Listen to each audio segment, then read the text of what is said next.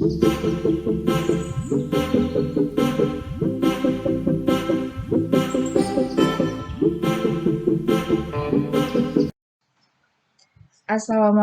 warahmatullahi wabarakatuh. Perkenalkan, nama saya Nur Fiartiani Mas Putri Amalia, NIM F 2019-01138, kelas C3, Program Studi S1 Farmasi dari Universitas Mandala Waluya, Kendari. Di video ini saya akan menjelaskan secara singkat mengenai tipe ikatan kimia interaksi obat pada ikatan hidrogen, hidrofob, serta ikatan elektrostatik. Baik, langsung saja saya akan menjelaskan yang pertama yaitu ikatan hidrogen. Ikatan hidrogen merupakan suatu ikatan antar molekul yang saling tarik-menarik yang terjadi antara dua muatan listrik parsial dengan polaritas yang berlawanan. Ikatan ini bersifat polar dan bermuatan parsial positif dan parsial negatif, di mana muatan parsial positifnya berasal dari sebuah atom hidrogen dalam sebuah molekul, sedangkan muatan parsial negatifnya berasal dari sebuah molekul yang dibangun oleh atom yang memiliki elektronegativitas yang besar. Ikatan ini juga berikatan dengan atom fluor, oksigen, dan nitrogen.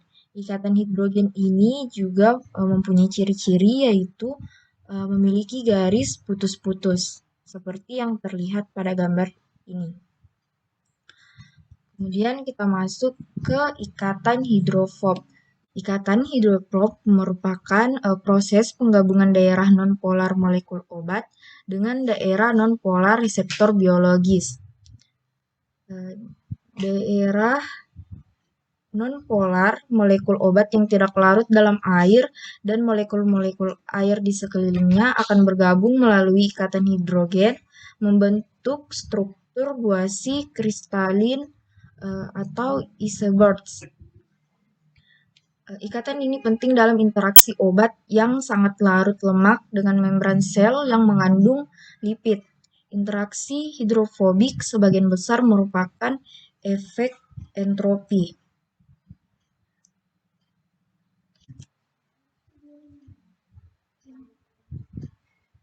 Ini adalah salah satu contoh gambar di mana pembentukan ikatan hidrofobik sebagai penggabungan molekul-molekul obat dan reseptor. Bila dua daerah nonpolar seperti gugus hidrokarbon molekul obat dan daerah nonpolar reseptor bersama-sama pada dalam lingkungan air, maka akan mengalami suatu penekanan sehingga jumlah molekul air yang kontak dengan daerah-daerah nonpolar tersebut menjadi berkurang.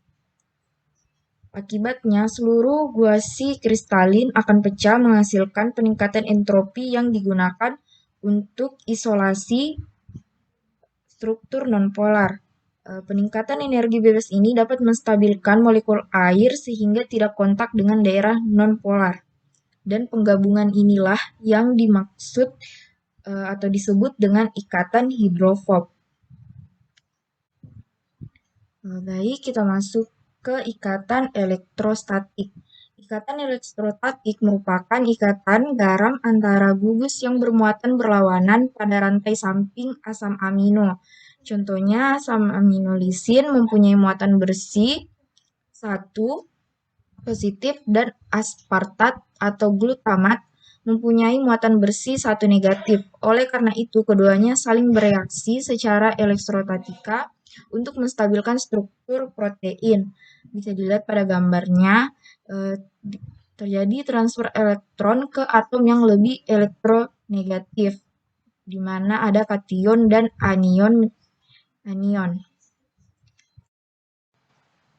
Yaitulah tadi penjelasan singkat mengenai ikatan hidrogen, ikatan hidrofob, serta ikatan elektrostatik. Lebih kurangnya mohon dimaafkan. Wabillahi taufiq wal hidayah. Wassalamualaikum warahmatullahi wabarakatuh.